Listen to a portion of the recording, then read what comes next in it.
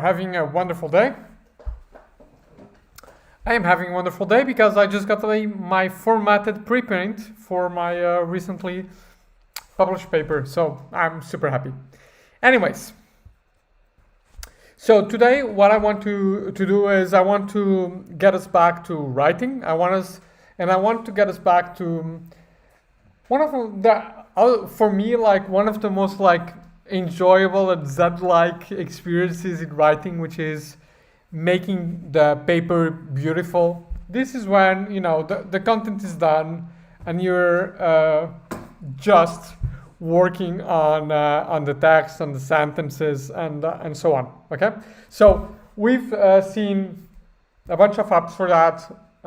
We've seen Hemingway, which allows you to work on reduce the complexity of sentences, Pro Writing Aid, a bunch of things.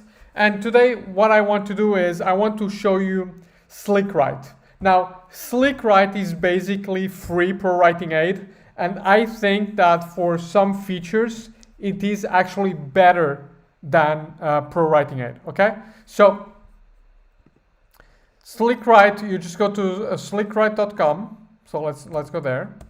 Okay, and you just go and say try the demo. Okay, slowly. Okay, oh no, actually it is not try the demo. Okay, let me see. Okay. Okay, start writing. There you go. Okay, so we're going to clear this, and we are going to go to Scrivener and get, actually can get the introduction for this. Okay, so there you go. Good. So there you go. Okay. Now, here's a text from Scrivener, the introduction for a paper. It does reading. Okay, good. So this is free, but it is ad supported, but that's okay. I mean, ads are at the top and the end of your text, so it's okay. Okay, so it has multiple screens, and we'll start with the critique screen. Okay, so the critique screen it's very good because it basically highlights problems in the text. Now, this is a text that I've already proofread, Hemingway, everything. Okay, so this reflects choices rather than problems. Okay, so if this was an actual draft of something that I had written and not checked, it would have more things. Okay, so let's go. So you can see the usual issues that we see in other software, like passive voice and adverbs, passive voice and so on. But again, SlickWrite, I think really zooms in on the quality of your writing, and that's why I like it. So it also shows you things like excessive prepositional phrases, okay? And it actually includes help, so what is excessive prepositional phrases? Where more than 3 prepositional phrases in a sentence. And you have more information here where you can go. So it's super useful to to basically learn and improve your writing. So not just improve the text that you're working on, but actually improve your writing. Okay, so this is the features tab. Now let's go to the structure tab. Now the structure tab, basically what you want in a text is to have a nice mix and sequence of simple and complex structures. Sorry, simple and complex sentences. Okay, so you see this is complex. Okay, this is simple, so that's good. This is compound, so it has multiple things going on. Compound complex, not so good. Complex and long, so we see that here we don't have variety, right? So here I need somewhere here to split and have some smaller some smaller sentences. So for example, I could split this long sentence here into simple sentences.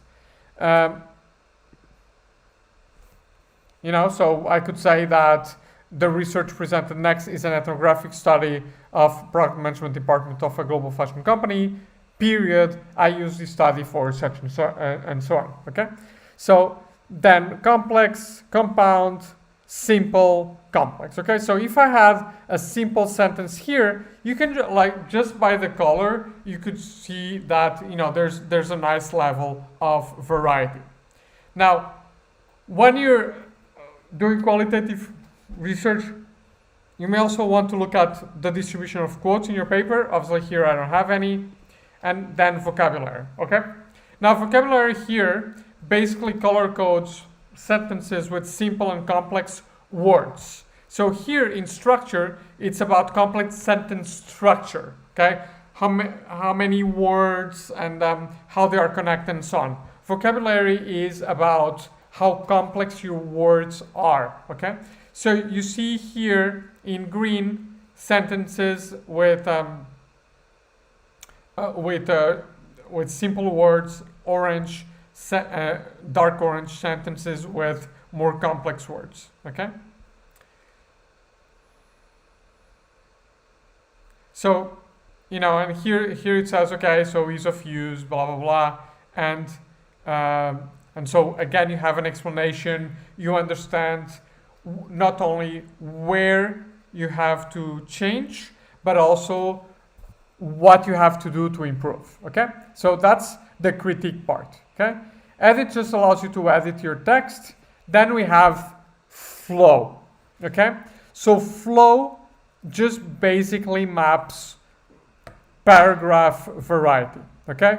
So it's basically a graphical representation of this part of the critique, and it actually uses the same colors, okay? So you can see that in this paragraph I have 20% simple sentences, 20% compound sentences, and 60% complex sentences, okay? So you can see it here, right? So simple, compound, complex, okay? This just shows you like a graphical representation. So basically what does this do for me? Well, it will tell me that, you know, I'm going from, I have sort of like an M form in this paper that goes into from high complexity to low to high to low again. So, and just looking at this, what I would say is that, you know, I may not want to like end the section with really complex sentences, and here's like a third of the sentences are complex. So what I would say is that probably I want this like double half V. So you see I have a descending complexity here, and then it goes up, and then it should be going down. So it will tell me, you know, this is where I want to really work on, and making sure that this remains, that I simplify the sentences here, okay? Good. Now this is the parts with long sentences, so I may want to work here as well, and this is the word flow, which, you know, is good, okay? And again, very, very useful link to articles that again will help you learn and will help you improve. So not only improve the paper, but improve yourself as a writer, okay? So again, this is basically a bird's eye view of the first part of the critique, second part of the critique of the structure. But as you can see, it really helps you make decisions and understand, you know, what you're asking the reader to do, right? So this helps me see that I may be asking too much of the reader here, okay? So super useful, this bird's eye view. Okay, let's look at statistics. So passive voice index I think it's okay. Prepositional phrase index a little higher, so I may want to be looking at this, right? And automated readability index. So this is college level, so that's okay. Vocabulary variety, unique words, repeated words. I think, close enough to 50% that's okay. Very low use of adverbs. This is excellent. This is what you want. Function words. This may be a little bit too high. So functional words are things like the, at, then, and so on. A little bit too high. I'll probably try to work on lowering this. Pronouns really low. Uncommon words also that's pretty good. So 14%. And sentence types, you can see, maybe still too many complex sentences, but very few long sentences. Why? Because I've gone through Hemingway on this. Okay, so this is pretty good, and just shows you a bunch of statistics. Then here you have how many phrases you have with 6 words, with 5 words, 4 words, 3 words, and 2 words. And the good thing here is I use this for 2 things. One is, to see if I have a lot of this. So no, I'm not repeating a lot of these 5-word sentences, so that's okay. The other thing is, can I improve this? And sometimes it's just useful to just look at these fragments in isolation. So for example, the analysis that people need. What can I change this to something to require the analysis? So those are 2 words. Useful analysis, 2 words. Needed analysis, 2 words. So standardized analysis allow companies to,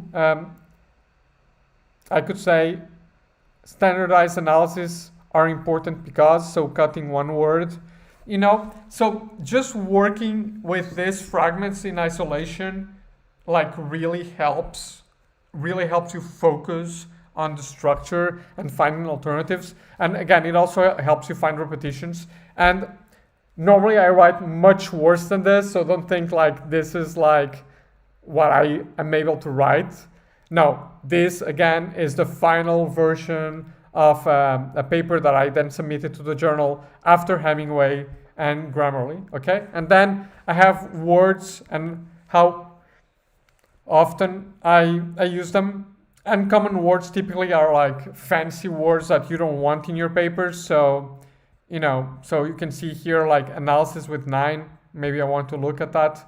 Augment, well, just twice, but that's okay. So this really allows me to look at repetition, and I can just look at take out function words and take out uncommon words if that's what I want to focus on. Okay. And then there's some word association game if you want to play it, and settings. But basically you're looking at the statistics screen, the flow screen, and the critique screen. And basically what this is doing is this is a much better version of Grammarly, but without the spell checking and the grammar check. But then again, Word does that, and it does that pretty well. So so this is about the part of really making your paper smooth. And as you can see, in Grammarly you have this sentence length graph, but this is much better because let's just